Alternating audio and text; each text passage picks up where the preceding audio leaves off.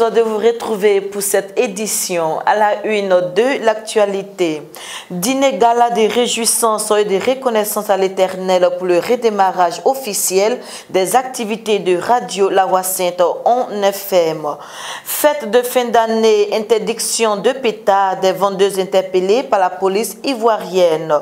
Georges Weah du football à la présidence du Libéria. Nous dresserons dans cette édition l'incroyable parcours de l'homme. Bonjour et bienvenue à tous. La grande croisade de la mission évangélique La Voix Sainte a lieu les 29 et 31 décembre 2017 à Anono, Riviera Golf. L'évangéliste Dongo Boaki et le prophète Dambélé Carnon sont les orateurs de cette croisade. Notre commentaire.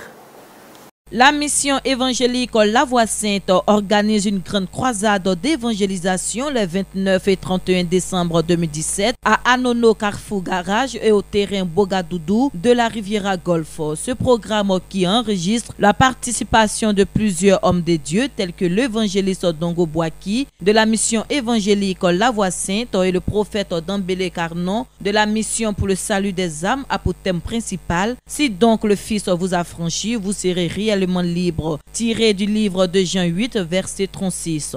Cette croisade enregistre la participation de chantres de renom, notamment Grâce Valérie, le groupe MBN 100% Jésus, Romain le Racheté ou encore le groupe Aniel au grand complet. Le slogan de cette croisade est: en cette fin d'année, viens recevoir ta liberté en Jésus-Christ. En Côte d'Ivoire, l'usage des pétards et autres objets explosifs du genre est interdit sur toute l'étendue du territoire national. Malgré cette interdiction, ces objets explosifs continuent de perturber la quiétude des populations. La police a donc décidé de sévir. Freddy Soundé. L'usage de pétards et autres objets explosifs du genre est interdit sur toute l'étendue du territoire national. 2 vendeuses de pétards ont été interpellées à Abidjan le jeudi dernier par les éléments de force de sécurité, ayant ce dans le cadre de l'application des consignes sur l'interdiction des pétards et de feux d'artifice et autres substances explosives sur l'étendue du territoire national. En effet, le ministre d'État, ministre intérieur et de la Sécurité, dans l'arrêté du 24 novembre 2015 portant interdiction de l'usage des pétards et de feux d'artifice et autres substances explosives du genre, interdit en son article 1er l'usage de pétards et autres substances explosives du genre, est interdit sur toute l'étendue du territoire national pour la période allant du mercredi 1er décembre 2015 au dimanche 31 janvier 2016 inclus. Malheureusement, le constat sur le terrain démontre le contraire. L'usage est de plus en plus récurrent. Par ailleurs, les contrevenants aux dispositions du présent arrêté s'exposent aux sanctions prévues par les lois et règlements en vigueur. La police indique qu'elle continue à saisir ces substances et interpeller les personnes réfractaires à l'interdiction en vue d'assurer la quiétude et la tranquillité des populations. La mairie de Boundiali, dans le nord de la Côte d'Ivoire, réglemente la vente des parcelles de terrain sur le territoire communal en vue de mettre fin à l'anarchie. C'était à l'occasion du dernier conseil municipal de l'année tenu à Boundiali. France Conan pour le commentaire. Selon le maire de Boundiali, Lassina Konaté, pour l'année 2018, les prix des lots seront fixés au mètre carré et pas zone. Cette décision a été prise afin d'éradiquer toutes les spéculations mises sur le dos de la mairie. Selon Lassina Konaté, la mairie ne peut rester indifférente de peur que les prix des lots ne soient hors de portée des populations. Dans les villages rattachés à la commune, les lots seront vendus à 50 000 francs CFA. Dans les quartiers dits résidentiels, le prix du mètre carré est fixé à 1500 francs CFA et la même procédure est maintenue en zone industrielle. Cependant, 2 options ont été proposées. Il s'agit de l'allocation du lot et l'achat du prix au mètre carré. La municipalité a opté pour l'allocation du lot afin qu'au terme de l'activité industrielle, le lot revienne à la collectivité. Notons que le budget primitif 2018 de la mairie a été adopté lors de cette dernière session de l'année. Il s'équilibre en recettes et en dépenses à 298 068 000 francs CFA et en hausse de 1 147 000 francs CFA par rapport à l'exercice précédent, qui était de 296 915 000 francs CFA. Cette hausse fait suite à une amélioration dans le recouvrement de certaines ressources propres. Mariam Aurangzeb, ministre d'État à l'information et à la radiodiffusion au Pakistan, a déclaré récemment son soutien à la communauté chrétienne dans son pays. Commentaire Jean-Jacques Deigné. Lors d'une rencontre avec les chrétiens du Pakistan le jeudi 28 décembre 2017, la ministre d'État à l'information et à la radiodiffusion du Pakistan, Mariam Aurangzeb, en fonction depuis août 2017, également membre de la Ligue musulmane pakistanaise, a affirmé son soutien à la communauté chrétienne de son pays. Après avoir indiqué que le respect du Christ était l'un des principes de base de la foi islamique et que la relation des musulmans avec Jésus-Christ était un élément de la foi musulmane, elle a ajouté que la communauté chrétienne devait de fait être respectée. La constitution du Pakistan conseillant l'égalité des droits des minorités en tant que citoyens du Pakistan constitue un autre argument en faveur du respect par les Pakistanais des chrétiens comme minorité. Pour l'actuel ministre d'État à l'information et à la radiodiffusion, les chrétiens ont versé leur sang pour défendre le Pakistan dans l'histoire et certaines personnes des minorités religieuses dans le pays ont sacrifié leur vie dans la guerre contre le terrorisme. Aujourd'hui, les chrétiens travaillent notamment à rendre son système de défense fort et contribuent avec les minorités à l'unité nationale et à faire progresser le Pakistan. Mariam Aurangzeb a enfin évoqué l'hommage que les Pakistanais ont rendu aux victimes de l'attaque terroriste de l'église de Quetta survenue récemment. En sport, premier joueur africain ayant remporté le ballon d'or européen, l'ex-footballeur George Weah a été officiellement élu président du Libéria vendredi avec 61,5% des voix. Du football à la présidence, retraçons le fabuleux parcours de Mr. George avec Ange Seri. Né le 1er octobre 1966 à Monrovia, George Weah a débuté sa carrière de footballeur dans son pays natal. Formé au Young Survivor puis à Bronx-Grange Company, il rejoint par la suite le mythique club camerounais le Tonnerre de Yaoundé. Ses prouesses ont attiré l'attention un an plus tard de Claude Leroy, alors entraîneur du Cameroun qui l'a mis en contact avec l'AS Monaco. Il était âgé de 22 ans. Sous les ordres d'Arsène Wenger à l'ASM, il parvient à décrocher la Coupe de France en 1991 face à l'OM et fut vice-champion de la Coupe des Coupes face au Werder Brême. Alliant vitesse, puissance et efficacité, Weah a séduit en marquant 66 buts mais décide de rejoindre le PSG durant l'été 1992. Avec ce club, Weah a inscrit 55 buts en 137 matchs, dont 8 buts en C1 lors de la saison 1994-1995. Mais c'est à l'AC Milan qu'il a brillé en remportant le ballon d'or européen et est à ce jour l'unique Africain détenteur de ce trophée. Sa fin de carrière fut marquée par ses brillants passages à Chelsea, Manchester City, Olympique de Marseille et le club saoudien d'Al Jazeera. L'histoire s'achève pour lui au football, mais continue avec son entrée en politique en 2005 où il s'est présenté à l'élection présidentielle libérienne de 2005 sous les couleurs du Congrès pour le changement démocratique. À la tête de son propre parti créé en 2004, Weah échoue avec 40,4% des voix devant l'ex-présidente Ellen Johnson Sirleaf. Bénéficiant d'une notoriété internationale et d'un charisme de leader, Weah a su jouer de cette popularité et du soutien d'ex-membres du parti de Charles Taylor pour briguer la magistrature suprême. Après avoir été ministre des Sports sous les Johnson puis sénateur de Monrovia,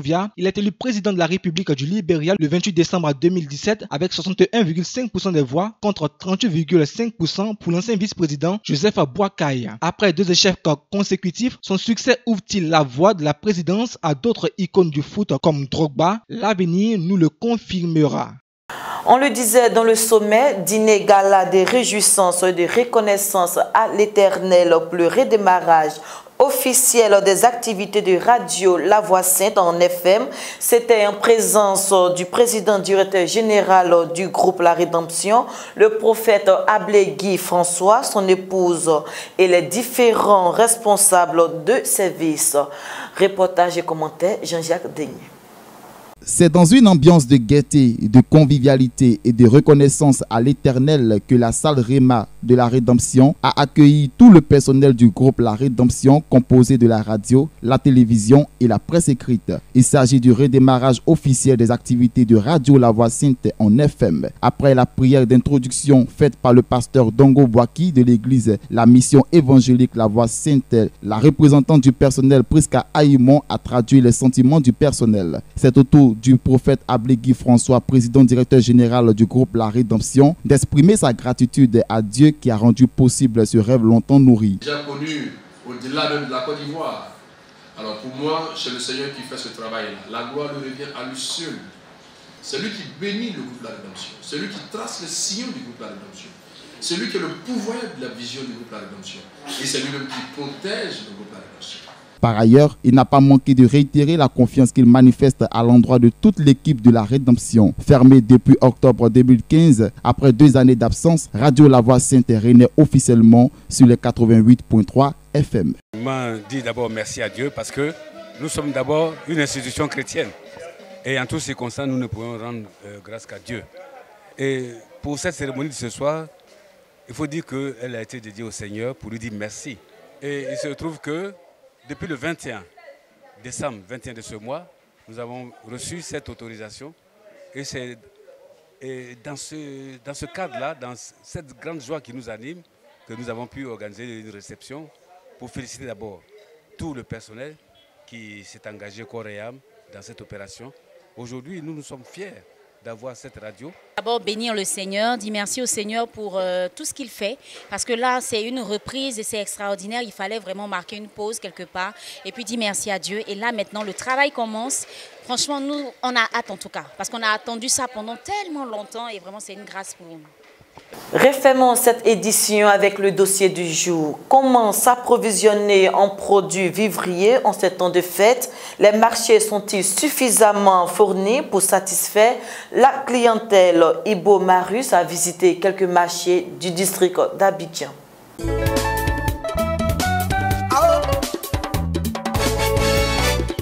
La frénésie des préparatifs des fêtes de fin d'année s'annonce. Des préparatifs qui sont pour les ménages des moments choisis pour s'approvisionner en produits vivriers et denrées alimentaires de grande consommation. À quelques jours de ces grandes réjouissances festives, la ferveur est démise pour les commerçants tant les marchés semblent bien fournis en produits vivriers. Rendons-nous au marché Komangwa, la coopérative du marché Gouro d'Ayamé Roxy. Les étals sont bien achalandés. L'organisation pour approvisionner le marché fonctionne à merveille. Nous avons vraiment des femmes qui nous amènent les provisions. Ça vient un peu de partout. On reçoit bien et puis bon, ça va. Pour le moment, ça va. Mais la fête, ça ne donne pas trop. Mais on fait avec. Comme nous sommes habitués, c'est notre travail. Nous sommes dans le domaine il y a longtemps, donc on fait avec. Des commerçants qui, au prix de 1000 sacrifices, continuent depuis toujours de pourvoir les marchés en produits vivriers, suivant les explications édifiantes de ces commerçantes au marché du Nouveau Goudron dans la commune de Yopougon. Ce n'est pas facile pour nous. Le pont bascule est augmenté. Tout est devenu cher. Bon, vraiment, c'est très difficile. C'est très difficile. Je vends de la banane. Mais je prends ici avec mes soeurs qui envoient, elles les grossissent. Bon, dans ces temps-ci, ça ne marche pas. Et maintenant, les gens parlent de pont de péage. Pont de péage est là, ça, en tout cas, ça pèse sur nous. Le poids que les gens ont l'habitude de payer. Et maintenant, voilà. Donc, en tout cas, ça ne nous arrange pas. Dans ces temps-ci, la marchandise ne vient pas. La marchandise est chère sur le terrain, ça ne marche pas. Pour cette autre commerçante, les tracasseries routières, notamment les taxes à péage sur le transport des marchandises, sont la cause de la cherté des produits. Aujourd'hui, comme ça, camion, je suis rentré là. Ils ont pont là, péage là. 300 et quelques mille, 360 000. Donc, les prix de placalé, les sacs de placalé est devenu 4500 aujourd'hui. On nous a dit ça. Donc, le prix, avant, nous prenons à 2500. Il y a des coins 2500, il y a des coins 3000. Mais aujourd'hui, le prix qui est venu là, ça ne nous arrange pas. Donc, nous-mêmes au marché ici, on a notre revenu. Ça ne nous arrange pas. Et pour satisfaire une clientèle qui se fait rare et exigeante en ces périodes de fête, les commerçants usent d'ingéniosité, du marketing à l'état pur. Les régimes, là, nous place 4 à 5 000. Et si on prend les régimes là, 4 à 5 000, ça ne sort même pas. Ça ne sort pas. Bon, les 3 régimes là, j'ai vendu tout de suite, j'ai payé 4 régimes à 5 000. Et les 3 là, je les ai vendus tout de suite à 2400. On va faire comment? On ne peut rien faire. La morosité semble gagner le moral de cette commerçante. Écoutons-la. En tout cas, on souffre. Fête cette année, on ne va pas faire. Pas un client ne rentre pas pour payer notre bagage. Porte poubelle. Quand il rentre ici, c'est maladie. Toujours parler nous fatigue. Donc il n'y a pas l'argent, donc cette année on ne fait pas, il n'y a pas marché même, ça ne marche pas. Pour ces jeunes diplômés, loin d'eux le désir de tenter une aventure incertaine à l'étranger, car il n'y a qu'un seul credo, travailler pour s'assumer, disent-ils.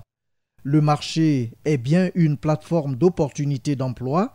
Ils attendent bien y gagner leur vie en dépit des conditions extrêmes d'insalubrité.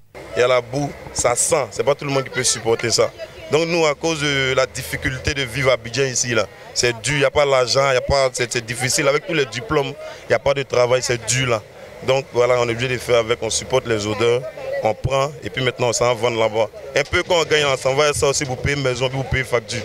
Voilà, c'est un peu difficile à Abidjan. Parce que vous savez, on est jeunes, on vend, on est des grouillers, donc il y a des parents à gérer, il y a nos parents à gérer, puis notre petite aussi. C'est ce qui fait que c'est un peu difficile parce que ça ne rentre pas. On marche dans la boue, ce sont des maladies qu'on prend. Ce sont des maladies qu'on prend, ça sent, on supporte. À cause de l'argent, on cherche l'argent, donc on supporte. Même quand on se lave 2 fois, 3 fois par jour, là, le pied, là, ça sent. Voilà, la boue, là, l'odeur, là, ça encore sur les pieds, ça sent. Donc on s'en dormit, ça salit les draps, c'est pas joli, mais on est obligé. À cause de la difficulté de la vie, c'est dur, Abidjan.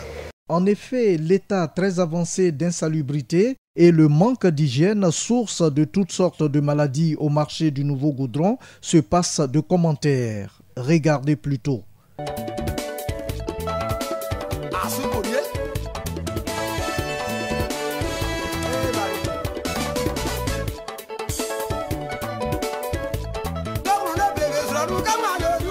À la recherche de denrées et produits vivriers pour ces fêtes, les clients relèvent le défi du courage, s'aventurent au cœur du dit marché. Mais le constat est amer. L'état du marché est vraiment déplorable.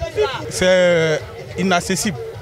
Voir que pourvu qu'on vient prendre de la nourriture dans la boue, vraiment c'est déplorable. L'insalubrité ambiante du marché affecte la consommation des produits et denrées alimentaires, souligne ce client. C'est préoccupant de passer dans ce genre de trucs avec nos marchandises.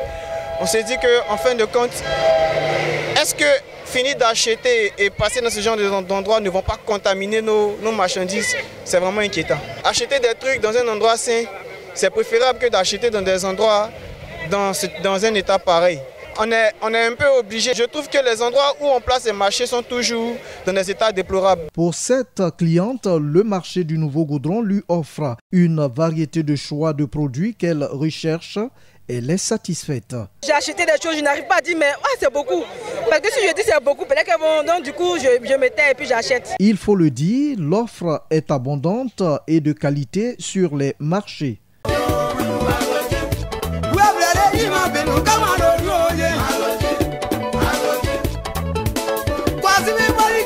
Une situation récurrente dans les marchés, la question de l'insécurité. En effet, les commerçants sont victimes de violences et de vols. Cet agent bénévole de sécurité explique. Elles sont obligées de dormir ici. D'autres même doivent faire des mois ici. On est obligé de venir se débrouiller les mamans pour les surveiller. Parce qu'elles s'en vont à la maison, les petits tombent, les enfants tombent dans la rue pour prendre l'argent. Mais quand on regarde ça, ça nous fait mal. Tout est mis en œuvre par la coopérative du marché Gouro d'Ayamé Roxy pour que la clientèle soit satisfaite. Komangwa, c'est avant tout une gestion administrative et financière moderne de ce marché qui existe depuis plus d'une quarantaine d'années. Je constate que vraiment nous sommes sécurisés. Je remercie l'armée, la police, sinon toutes les forces de défense et de sécurité. Plusieurs fois, on va en brousse, plusieurs fois, on vient au marché. Ici, la Komangwa fait production, achat et commercialisation. Bon pied, bon oeil.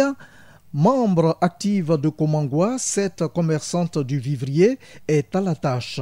Elle propose ce qu'il y a de bon et de meilleur à la clientèle. Il y a combo, il y a piment, il y a tout, en tout cas présentement, il y a.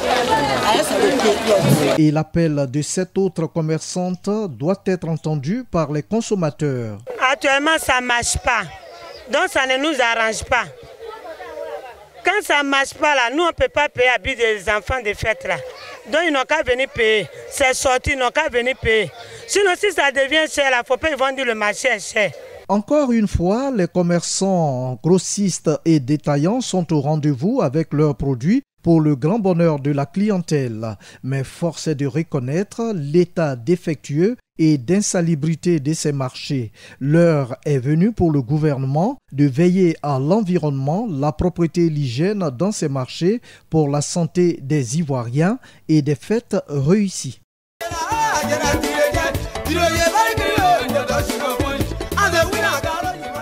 C'était le dossier d'actualité signé Ibo Marius. J'ai eu beaucoup de plaisir à présenter cette dernière édition du journal de l'année 2017.